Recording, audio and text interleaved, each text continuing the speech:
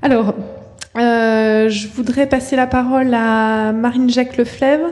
Alors, sur la dimension métier, je vais me lever parce que je ne vous vois pas. Sur la dimension métier, justement, quand on s'est parlé pour préparer cette journée, je vous ai demandé comment ça se passait de votre côté, cette histoire de conception. Quel rapport vous avez avec les acteurs? Alors, c'est vrai que je l'ai rappelé, je l'ai un tout petit peu évoqué ce matin, mais on n'a pas beaucoup accentué la typologie des bâtiments. Or, ce matin, c'était quand même un aspect qu'Olivier Côté avait soulevé. On a parlé, vous avez présenté un projet de cave. Je crois que vous aviez amené dans vos cartons un projet résidentiel aussi. Et puis, vous avez aussi dans vos cartons un projet d'écoquartier dans le cadre duquel a été mise en œuvre une démarche de concertation. Il faut dire quand même qu'on est sur des types de projets qui ont été présentés là au cours de la journée, qui sont quand même assez différents. Et voilà, quel rapport vous entretenez avec le maître d'ouvrage, sa demande initiale et cette question de traduire les besoins d'usage. Comment est-ce que ça se passe? Vous avez surtout des maîtres d'ouvrage qui sont aussi des maîtres d'usage? Oui. D'accord. Souvent. Alors, comment ça... Je ne sais pas si on peut détailler un tout petit peu le...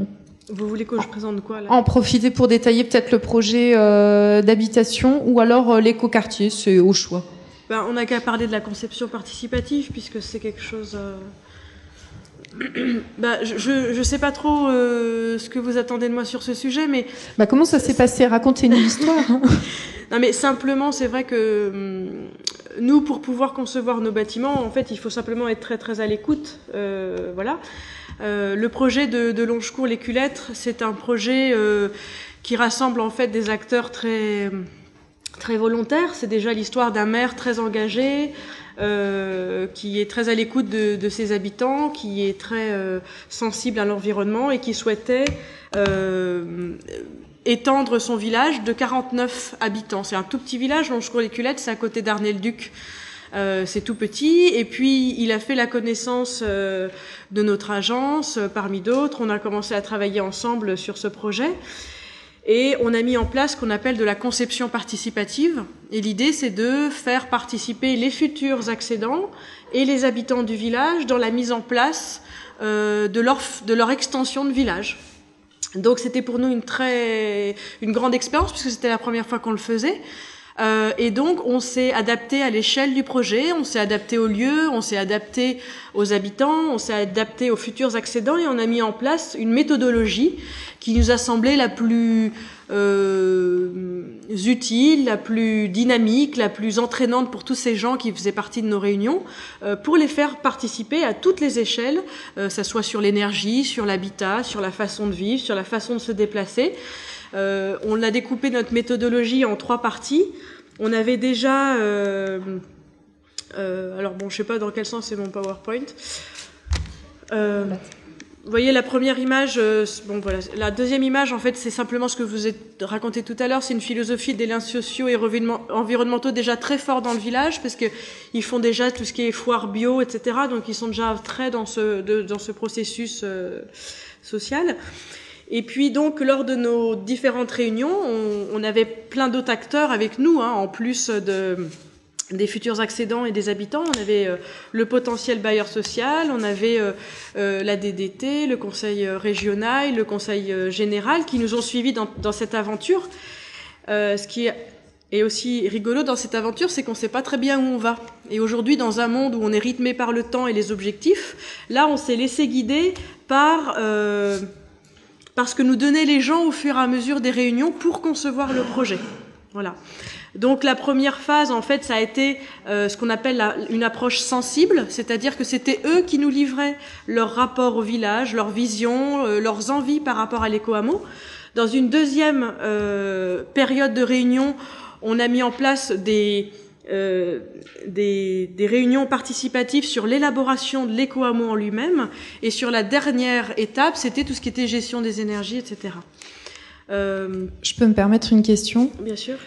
Juste en regardant votre photo, là, je vois que l'habitant et l'ancien maire, ils sont pas autour de la table. Comment vous avez géré cette dimension? Non, mais c'est... Ah, c'est les premiers arrivés, premiers autour de la table. Ah, d'accord. Vous voyez, donc comment vous avez géré cette histoire de concertation, justement? Vous avez laissé... Non, en fait, ça a été... on a eu beaucoup de réflexions là-dessus en amont. On a préparé ce qu'on appelle des jeux. Donc on arrivait avec différents supports d'expression. Souvent les gens étaient ensemble, des fois ils étaient séparés. Il y avait des roues qui leur permettaient de s'exprimer sur certains thèmes. On a fait une maquette entière du village pour leur expliquer ce que pouvait être Longecourt-les-Culettes en autonomie énergétique, pour que chacun puisse comprendre dans 20, 30 ans, s'il y avait plus de ressources fossiles, comment on pouvait fonctionner seulement avec des énergies renouvelables. Tout ça, c'était sur l'ensemble du village. On n'a pas individualisé la recherche sur l'énergie volontairement pour pas qu'ils se sentent pris au piège. Ça, c'était dans les premières réunions. Et après, plus on avançait dans les réunions, plus on individualisait les explications pour qu'ils se l'approprient au fur et à mesure du temps et ensuite nous le restituent quasiment naturellement. Je sais pas si c'est très clair, mais bon. Voilà, donc on a fait des carnets de vie. On avait des espèces de grands carnets, on voit sur l'image en haut à droite. C'est des carnets avec des questions et ils devaient nous répondre que graphiquement, pas avec des mots, juste avec des dessins sur leur relation à l'énergie, à l'habitat, etc. Et on a compilé toutes ces données. C'était une réunion tous les 15 jours pendant 6 mois. On a récupéré toutes ces données et on a produit cette extension de village qui est composée, c'est tout petit, hein, c'est 8 logements. Mais ce qui est rigolo, c'est que ça a déjà une âme, puisque ça sort de beaucoup de discussions et de choses comme ça. Alors il y a un film qui a été sponsorisé par le conseil régional qui est assez bien. Il y a une version courte, une version longue. J'aurais dû peut-être vous la projeter, ça aurait été beaucoup plus clair parce qu'on voit comment se passent les réunions, comment les débats s'effectuent et c'est très vivant. À l'occasion, vous pourrez toujours le voir. Je crois qu'il est sur Internet, sur le site du conseil régional. Et là, on est en train de faire la consultation pour la viabilisation de cet éco-hameau. Donc voilà, les premières maisons devraient sortir d'ici 1 an et demi, 2 ans. Voilà. C'est un écoquartier donc qui n'utilise que des matériaux naturels, qui a la possibilité dans sa façon dont il va être viabilisé d'être en autonomie énergétique. C'est-à-dire qu'on crée un support potentiel d'autonomie. Ça ne veut pas dire que les gens sont tout de suite en autonomie, mais avec un jeu de fourreau, etc., ils pourront l'être en fonction de leur motivation personnelle et de leur enveloppe budgétaire, familiale. Voilà. On aura une phytoépuration, on a des espaces communs, on a un espace de verdure, etc. Bon, les trucs classiques d'éco-hameau, hein, mais ce qui est important là-dedans, c'est qu'on l'a créé tous ensemble, et c'est ça qui est sympa. Qui va habiter ces maisons ? Eh ben, c'est des gens. C'est quoi ? J'ai vu qu'il y avait un bailleur social. Voilà, du logement social. On est aidé par un bailleur social parce que on a eu des problèmes de financement. Et puis après, sinon, c'est des couples, standards, je dirais. Voilà, tout simplement. Il me reste 1 minute, c'est pour moi la question. Voilà. Je voudrais vous demander, est-ce qu'à votre avis, à Longecourt-les-Culettes, il n'y avait pas déjà une tradition de la concertation ? Est-ce que vous n'étiez pas déjà dans un terreau favorable ? Ah, mais je suis arrivée dans un terreau ultra fertile. Hein. D'accord. Ah ouais, non. Et du coup, c'est pour ça qu'on a pu expérimenter vachement de choses, parce qu'on était dans une relation, dans des échanges toujours très positifs, très constructifs. Donc du coup, voilà, dans la méthodologie de concertation, on a essayé plein de choses, on a vu ce qui marchait, ce qui marchait pas, et du coup, c'est très constructif pour d'autres projets qui peuvent être à d'autres échelles, etc. Voilà. D'accord. Très bien, merci.